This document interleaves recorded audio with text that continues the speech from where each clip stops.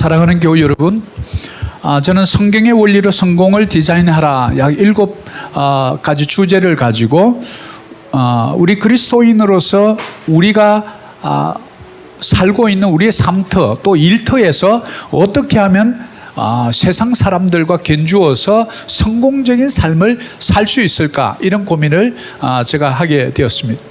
그래서 가장 중요한 것이 우리의 성품이 먼저 준비가 되어야 되는구나 라는 것을 생각하면서 말씀을 첫 번째, 지난주의 주제가 이 겸손, 어떻게 겸손해야 하나님께서 복을 주시나, 그리고 오늘은 좀 겸손과 반대 교만이라는 한 주제를 가지고 교만할 때 잃어버리는 3가지라는 소제목입니다. 그래서 교만하면 어떤 일이 일어나는지를 좀 살펴보려고 합니다. 이 말씀을 좀 보기 전에 정말 그 인종 또 유색 인종의 이 편견과 차별을 딛고 위대한 인간 승리를 만들어낸 두 분 중에 한 분을 지난번에 던젤 워싱턴을 제가 소개해드렸습니다. 근데 그분은 사실 흑인 나무주연상은 약 38년 만에 처음 받은 겁니다. 왜냐하면 흑인이라는 이유 때문에.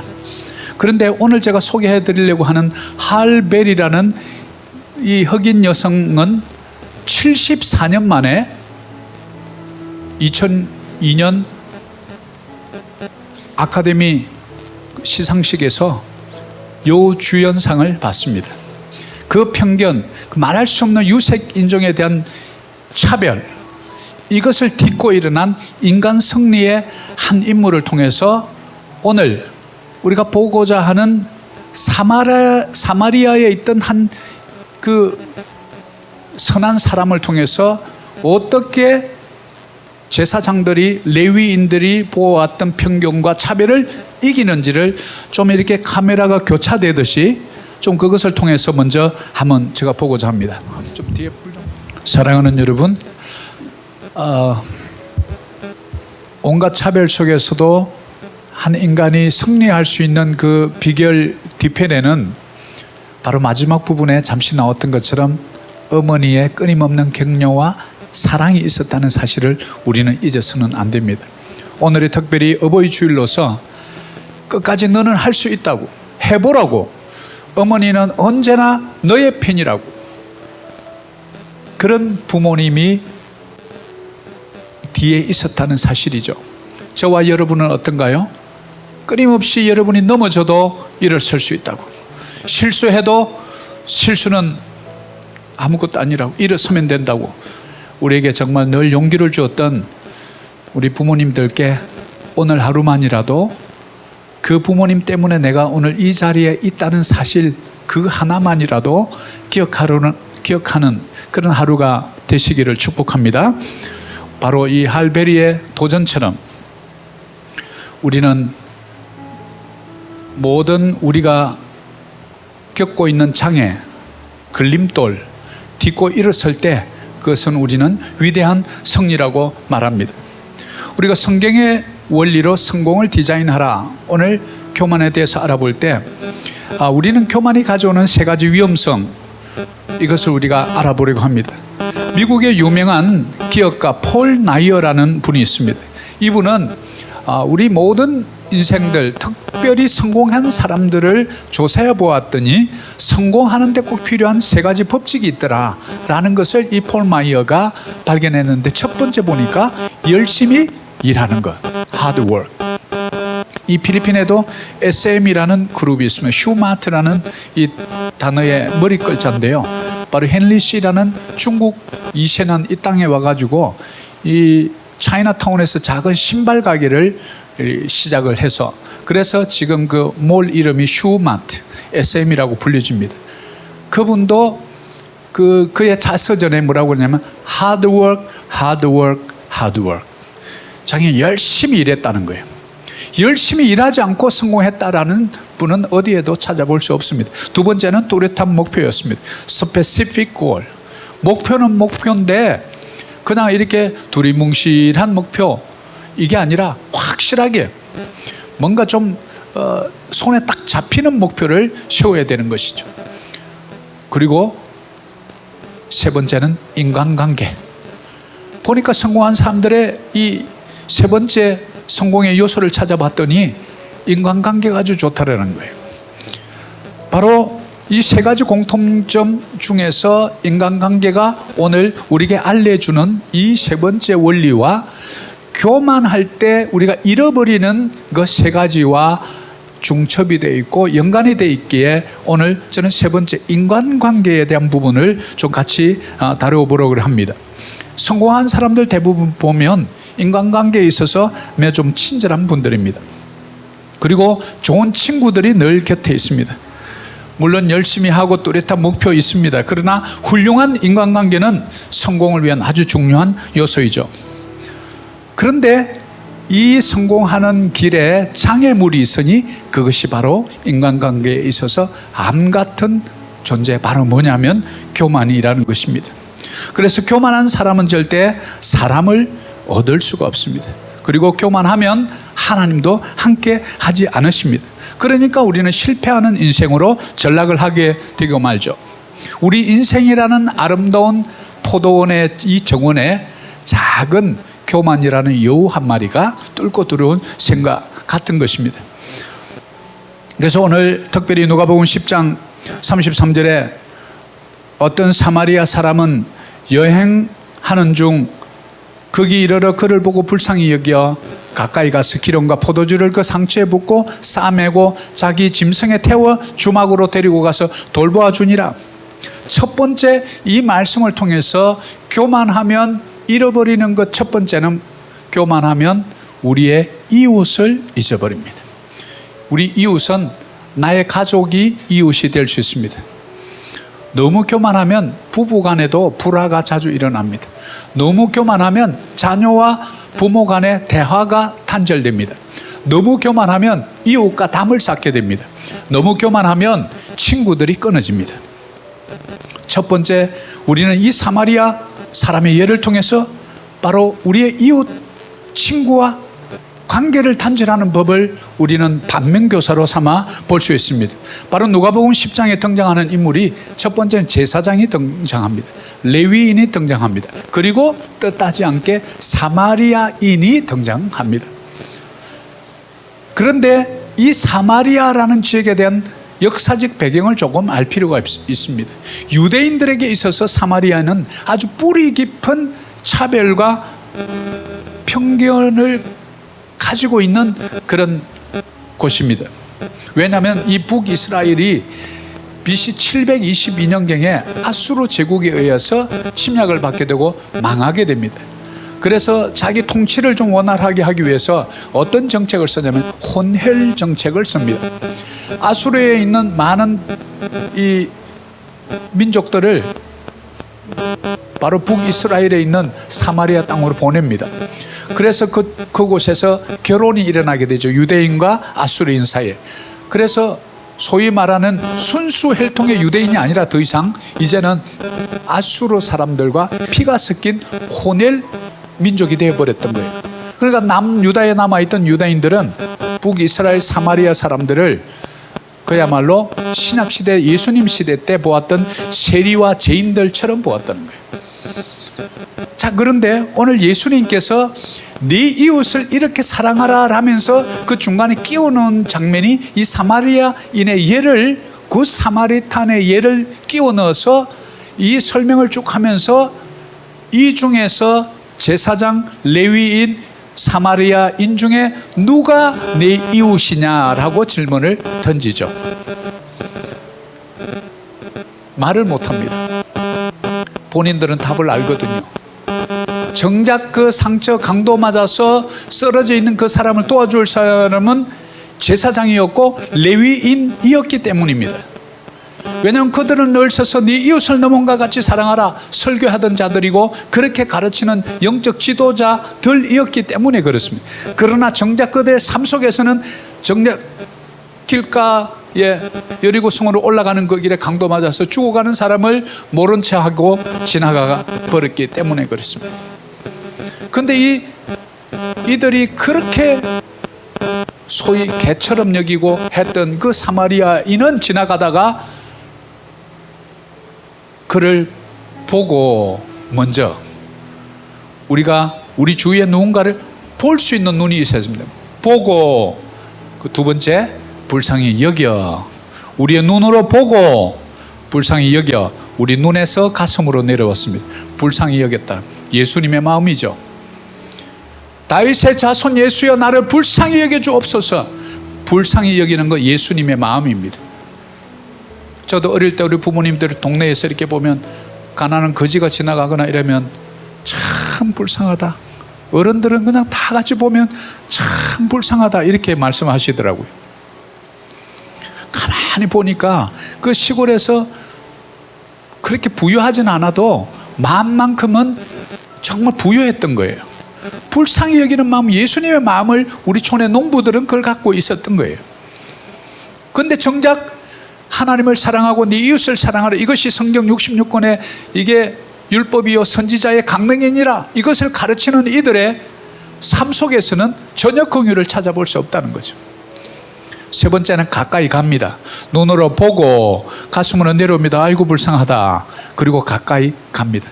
많은 사람들이 불쌍하게는 여겨요. 그런데 돌아서 가요. 그러나 이 사마리아인은 가까이 갑니다.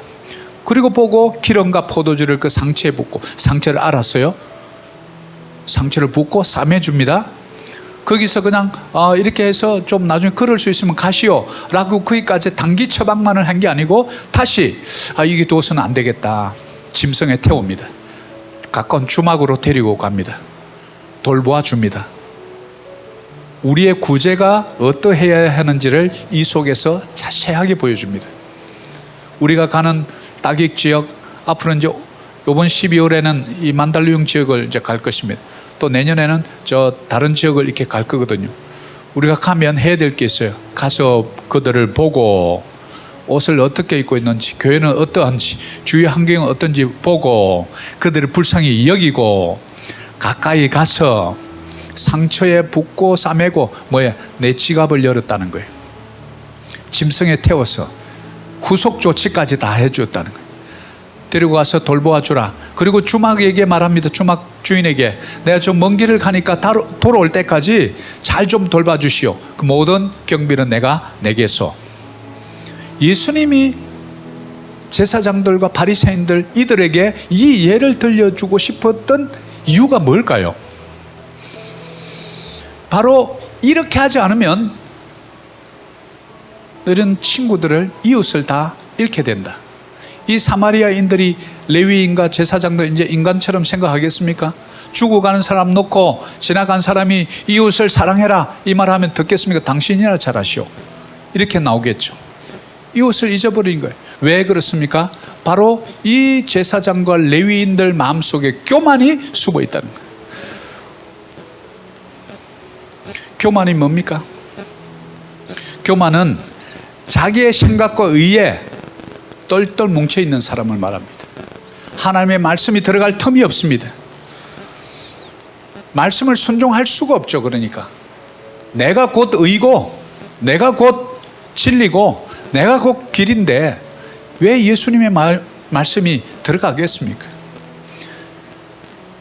입으로는 이웃을 사랑하라 말하지만 내 마음으로 느껴지지가 않는 거예요. 행동으로 옮겨지지 않는 것이죠. 그래서 결국은 내 이웃을 잊어버립니다. 그래서 예수님은 내 원수를 내 몸과 같이 사랑하라고 우리에게 알려주죠. 오늘 저도 이 설교를 준비하면서 계속 저를 향한 하나님의 메시지구나라고 저는 받았습니다. 교만하면 죽는다. 교만하면 너 망한다. 교만하면 교회도 망한다. 저는 철저하게 저를 향한 설교로, 우리 교회를 향한 설교로 제가 받고 있었습니다. 두 번째입니다. 두 번째는 누가복음 18장 11절입니다. 같이 한번 봅니다. 바리새인은 서서 따로 기도하여 이르되 하나님이여 나는 다른 사람들 곧 토색, 불의, 간음을 하는 자들과 같지 아니하고 이 세리와도 같지 아니함을 감사하나이다. 나는 일회에 2번씩 금식하고 또 소득의 11조를 드리나이다 하고 세리는 멀리 서서 감히 눈을 들어 하늘을 쳐다보지도 못하고 다만 가슴을 치며 이르되 하나님이여 불쌍히 여기소서 나는 죄인이로소이다 하였느니라. 두 번째입니다. 교만하면 하나님을 잃어버립니다. 왜 그렇게 제가 말씀드릴까요? 자, 여기 보면 The Pharisee stood and prayed thus himself, God, I thank you. I 한 번 나오죠. I am not like other men. 두 번째 나오죠. I fast twice a week. 일주일에 두 번씩 금식한다는 거예요. I give tithe. 11조 잘한다는 겁니다. All that I possess. 내가 가지고 있는 모든 소유 중에 I가 몇 번 나오는지 한번 보세요. I thank you, I am not, I fast, I give, I possess. 5번씩 이 짧은 몇 구절에 바리새인이 하는 말이에요. 나는 이렇게 합니다. 이렇게 합니다. 왜 교만한 자가 하나님을 잃어버릴까요? 내 중심으로 살기 때문에 그렇습니다. 천사들이 천상에서 하나님을 섬기다가 이들이 갑자기 교만해져서 하는 말이 똑같습니다. 바리새인한테 내가 아이가 여러 번 등장합니다. 결론은 뭐죠? 그 천상에서 쫓겨나서 타락한 천사, 즉 귀신의 역사가 되어버리지 않습니까? 바리새인들이 지금 기도하고 있는 중입니다. 기도하면서 하는 말이에요. 근데 우리의 기도의 주체는 누구여야 합니까? 철저하게 하나님이어야 합니다. 그런데 이들의 기도는 뭐예요? 철저하게 나 중심이에요. I. 그래서 하나님에 대한 감사보다는 내가 잘났다, 그것을 드러내는 거예요. 그런 값싼 기도로 전락시키고 말았습니다. 자신의 삶에 대한 지나친 교만, 이것이 하나님보다 앞서는 것을 우리는 교만이라고 말합니다. 자신의 의를 드러내는 데 열중합니다. 나 11조 많이 합니다. 나 일주일에 2번씩 금식합니다. 나 이 소유 중에 이웃 구제 많이 합니다. 솔직히 그게 뭐가 잘못됐습니까? 그런데 누구를 위해서 그걸 하느냐라는 동기와 목적을 물으면 금세 답이 나오는 거죠. 자기들의 의, 나는 이렇게 하는데 너는 못해? 나는 저 세리들하고 다릅니다. 나는 좀 달라요. 질이 다릅니다. 그래서 내가 너무 강조되면 타인과 자꾸 비교를 하게 돼요. 하나님 사상은 절대 비교 평가가 아닙니다. 우리 세상은 늘 비교해요. 그래서 우리 줄을 세웁니다. 그래서 1등부터 등수를 매겨요. 하나님 등수 매기지 않습니다. 다 존귀한 자입니다. 연약한 부분이 있지만 강한 부분이 있고 잘하는 거 있습니다. 세상은 늘 그렇게 줄을 세웁니다. 비교합니다. 그래서 비교가 너무 심해지면 이게 차별이 돼요. 하나님은 좀 검게도 만들고 노랗게도 만들고 허옇게도 만들었는데 이 흑인이라는 이유만으로 74년 만에 저렇게 차별을 받다가 여우주연상을 받으니까 그 감격에 깨워서 우리는 이 인종의 벽, 이 차별의 벽을 넘었다는 절규 아닙니까? 그래서 교만은 늘 관계를 깨뜨립니다. 우리 이웃을 잃어버리게 만들고요, 독선적이고 이기적이고 그것에 따라서 점점 외로운 사람이 되어가게 만듭니다. 이것이 바로 교만의 무서움입니다. 여러분, 세 번째입니다. 요한복음 8장 7절 같이 한번 읽습니다. 그들이 묻기를 맞이 안 하는지라 이에 일어나 이르시되 너희 중에 죄 없는 자가 먼저 돌로 치라 하시고 다시 몸을 굽혀 손가락으로 땅에 쓰시니. 세 번째는 교만한 자는 자신의 죄를 잊어버립니다. 오늘 교만한 사람은 자신의 죄를 잊어버리는데 요한복음 8장에 바로 그 예를 우리에게 알려줍니다. 간음하다 현장에서 잡혀온 여인의 이야기입니다. 당시에 간음하다가 현장에서 잡히면 돌에 맞아서 죽게끔 그렇게 법이 되어 있습니다. 그래서 서기관들과 바리새인들이 이 여인을 잡아와서 의기양양하게 예수님께 묻습니다. 이 여인을 어찌하면 좋겠습니까? 자기들 답을 알면서 돌로 쳐 죽여야 된다는 걸 알면서 예수님이 어떤 답을 하시나 보려는 거예요. 시험하는 거죠. 그들의 판단에 의하면 이 여인은 자기 자신들과 비교할 수 없이 더러운 죽어 마땅한 죄를 지은 사람으로 그들은 보았기 때문에 그렇습니다. 그런데 예수님은 너무 대답이 그들의 예상과는 다르게 너희 중에 죄 없는 자가 먼저 돌로 치라. Throw a stone at her first. 너희 중에 죄 없는 자가 먼저 돌 가지고 한번 때려봐라. 그러면서 예수는 고개를 숙여 땅에 뭐를 쓰십니다. 그런데 맨 앞에 섰던 사람들부터 돌을 들고 씩씩거리며 왔다가 예수님이 땅에 뭐를 쓰는 거 보시고 너희 중에 죄 없는 자가 먼저 돌로 치라 그 말을 듣자 서서히 돌을 놓고 도망가기 시작합니다. 자리를 뜹니다. 자기들의 눈에 보면 이 여인은 정말 죽을 수밖에 없는 그런 죽을 여인인데, 그러나 예수님의 눈에는 죄가 크든 작든 똑같은 죄인으로 본 거예요. 우리말로 도토리 키재기라 이 말이죠. 모두가 죄인인데 큰 죄인이나 작은 죄인이나 예수님의 눈에 죄는 죄인 거예요. 근데 그 작은 죄 지었다고 돌을 들고 앞에 서서 씩씩거리면서 돌을 때리려고 한 그 사람들을 눈을 쳐다보면서 써면서, 어떤 분들은 왜 돌을 놓고 갔을까, 좀 이것은 뭐 성경에 나오지 않아서 맞는지 안 맞는지는 모르겠는데 어떤 설교에서는 그렇게 얘기하더라고요. 맨 앞에 선 사람은 이름을 적었다는 거예요. 너도 저 여자하고 같이 잤잖아. 그 사람 이름을 적었더니 그 사람이 화들짝 놀래서 도망갔다 뭐 이렇게 얘기하는데, 성경은 뭐 거기에 대해서 정확하게 반증을 그렇게 하지 않습니다. 그런데 분명히 뭔가를 쓰고 그들이 놀랬고, 그리고 예수님의 눈을 마주쳤을 때 돌을 놓고 도망갔다는 사실만큼 분명하게 성경이 이렇게 알려줍니다. 몸을 굽혀 손가락으로 땅에 썼다는 거예요. Stood down and rolled on the ground. 어쩌면 우리의 죄를 적었을지 몰라요. 너는 간음죄는 저지르지 않지만 성령 해방죄를 너는 저질렀지 않더냐. 뭐를 했는지 우리는 짐작할 수는 없습니다.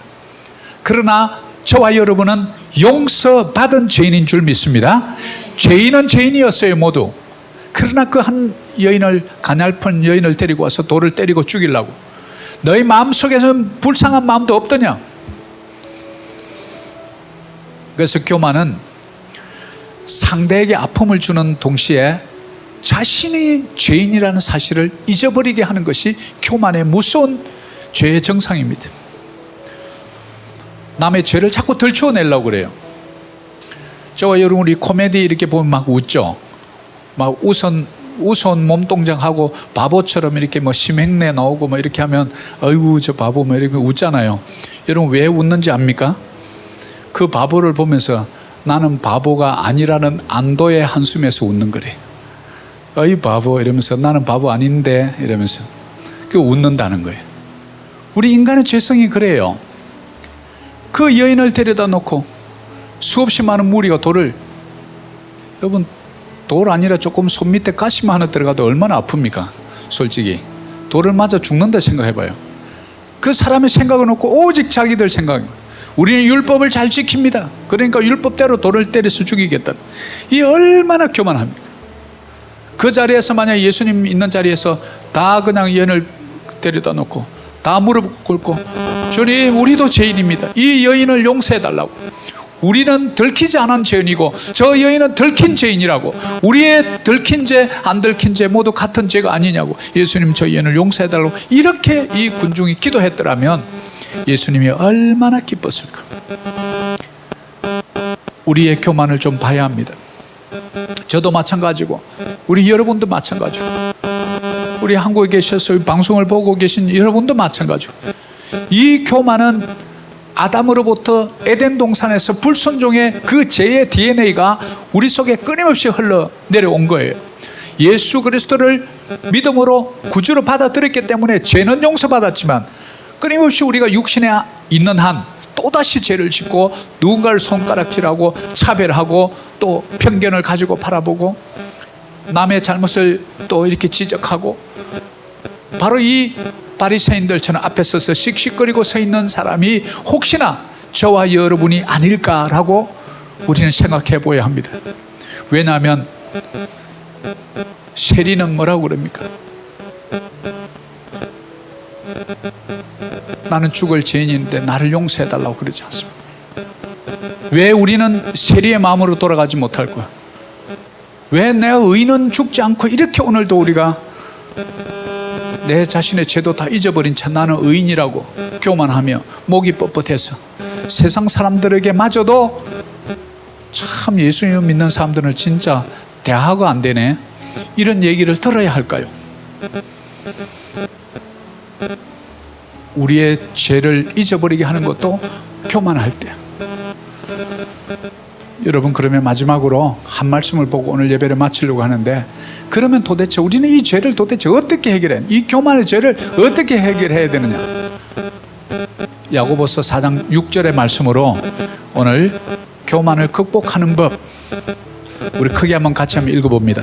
그러나 더욱 큰 은혜를 주시나니 그러므로 일러서되 하나님이 교만한 자를 물리치시고 겸손한 자에게 은혜를 주신다 하였느니라. 자, 그러면 겸손한 자에게 은혜를 주신다는데 어떻게 해야 합니까? 교만은 정직하지 못한 속성을 갖고 있어서 스스로를 보지 못하게 만듭니다. 사람들에게 욕먹는지 자기는 잘 모르는 거예요. 바로 길가에 서서 기도하는 바리새인들과 똑같습니다. 예수님은 너희는 기도할 때 골방에 들어가 문을 닫고 조용한 가운데 은밀한 가운데 하나님께 기도하라, 이렇게 말하는데, 길가에 서서 오전 9시, 우리 시간으로 말하면 정오 12시, 오후 3시마다 그 큰 길가에 나가서 손을 들고 기도를 하는 거예요. 모든 사람 보라 이거죠. 동네방네 다 떠들고 다니는 거예요. 그리고 일주일에 나 2번씩 금식합니다. 여러분, 진정한 예수님의 가르침은요, 여러분 금식하더라도 머리 잘 감고 포마드 바르고 옷 제대로 입고 다니세요. 얼굴에 찡그리면서 아, 왜 그래? 아, 나 금식 중이야. 그 남들한테 자랑하려고 금식합니까? 하나님과 나의 관계 때문에 금식하는 거예요. 우리가 얼마나 실수하는지 알죠? 금식기도 3일 하고 와가지고 말이죠, 장로들이 아침에 새벽기도도 안 나와? 이러면서 온갖 장로들을 욕을 하는 권사님들이 있는 거예요. 이게 제대로 금식하고 온 겁니까? 자기 의만 가득하고, 이 바리새인들과 율법학자들은 뭐가 다릅니까? 우리가 이런 신앙생활을 해서는 안 됩니다. 오히려 그렇게 하고 왔더라도 표내지 않고, 그래 장로님들 안 나왔으니 나라도 이렇게 기도해 줬어. 장로님들 얼마나 피곤할까? 나라도 이 자리에 나왔으니 그분들을 위해서 기도해 줘야지. 이게 금식 기도하고 온 사람의 모습 아닐까요? 우리가 신앙생활 이렇게 해서는 안 됩니다. 그래서 요한계시록 3장 17절에도 내가 말하기를 나는 부자라 부요하여 부족한 것이 없다 하나 내 공고한 것과 가련한 것과 가난한 것과 눈먼 것과 벌거벗은 것을 알지 못하는도다. 우리는 가난하고 비천한 모습인데 스스로를 어렵다고 자랑하면서 살아가는 거예요. 하나님 보시기에 얼마나 부끄러운 모습입니까? 그래서 여러분, 우리의 교만 쉽게 잘 안 내려놓습니다. 천사도 교만해서 타락해서 귀신이 돼버린 거예요. 타락한 천사들 돼버린 거예요. 우리도 교만하면 하나님을 대적하게, 하나님을 적으로 만드는 게 교만이에요. 하나님을 친구로 만들고 내 편으로 만드는 것이 겸손입니다. 그래서 어떻게 해야 되느냐? 날마다 주님 앞에, 말씀의 거울 앞에 서야 합니다. 우리가 왜 밖에 나가기 전에 거울을 한번 보고 나가죠? 혹시 내 이빨 사이에 고춧가루가 끼지는 않았는지, 혹시 내 얼굴에 뭐가 묻지는 않았는지, 눈곱을 안 떼고 나가지는 않은지, 나의 부끄러운 부분을 보는 곳이 어디예요? 거울이잖아요. 우리의 영혼의 때, 영혼의 죄를 보는 곳은 어디입니까? 말씀의 거울인 줄 믿습니다. 말씀의 거울 앞에 설 때 너 왜 이렇게 이웃을 사랑하라 그랬는데 미워하니? 그냥 부끄러워지는 거예요. 주님, 저는 죄인입니다. 바로 세리의 마음으로 내려가는 거예요, 여러분. 주님, 나는 죄인입니다. 저도 참 실수 많이 합니다. 근데 제가 잘하는 게 하나 있습니다. 제가 바로 제가 딱 생각해보고 주님이 별로 안 기뻐하겠다 하면 저는 바로 무릎 꿇습니다. 주님, 또 실수했습니다. 주님, 저 좀 용서해 주세요. 십자가 보혈 아니고서는 저는 죽어도 수천 번을 죽을 인간입니다. 주님, 저를 불쌍히 여겨 주세요. 제가 늘 주님 앞에, 그러면 얼마지 않아서 마음속에 그래, 다 다 죄인인데 그래도 너는 날마다 내한테 무릎 꿇는구나. 바로 그 세리처럼 바리새인 같으면 너 망할 존재인데 그래도 날마다 엎드리는 거 내 불쌍해서 봐준다. 이런 마음. 내가 너에게 평안을 끼치노니 나의 평안을 너에게 주노라. 이 음성이 들리면 나도 모르게 눈물이 나는 거예요. 용서해 줬다는 소리거든요. 누구나 넘어집니다. 누구나 실수합니다. 누구나 나도 모르게 그 교만의 자리에 설 수 있습니다. 그러나 중요한 것은 그 이유입니다.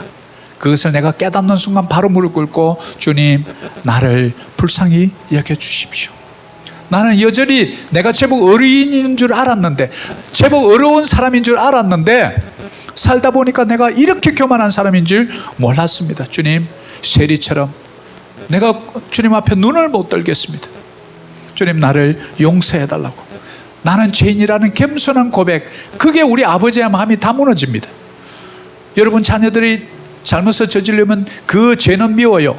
그러나 부모님 앞에 쫓아와서 무릎을 딱 꿇고 아버지, 내가 이러려고 한 건 아닌데 하다 보니까 내가 이렇게 실수를 했는데 아버지 내 용서해 주세요. 이렇게 탁 무릎 꿇으면 한 대 이렇게 때리고 싶다가도 아이고 너는 내보다 낫다.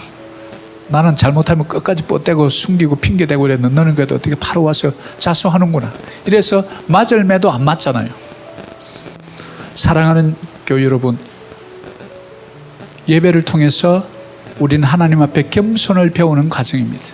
말씀을 통해서 영혼의 말씀의 거울 앞에서 내 영혼에 때 묻은 것을 발견해내고 나갈 때는 그 흉측한 죄를 여러분 삶의 자리로 들고 나가지 마십시오. 예배 끝나기 전에 십자가 앞에 다 내려놓고 가십시오. 그래서 주일을 복된 날이라고 말씀하시는 겁니다. 수고하고 무거운 짐진 자들아 다 내게로 오라. 언제요? 주일이죠. 내가 너희를 쉬게 하리라. 왜? 그 짐 여러분은 못 지고 가는 거 우리 주님이 알아요. 그런데 예배 드리고는 또 짊어지고 나가면 안 됩니다. 여기 두고 가야 합니다.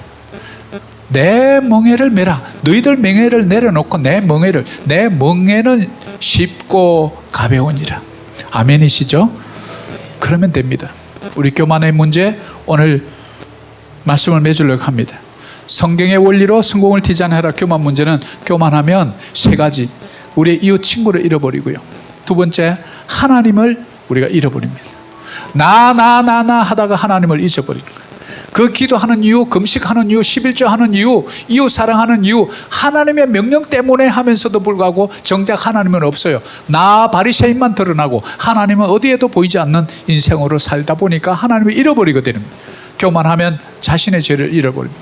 그 가늠하다 잡힌 여인 앞에서 큰 돌을 들고 와서 때리려고만 했지 정작 내 죄를 돌아보지 못했던 그 교만의 무서움, 예수님의 지적을 통해서 너희 중에 죄 없는 자가 먼저 돌을 치라.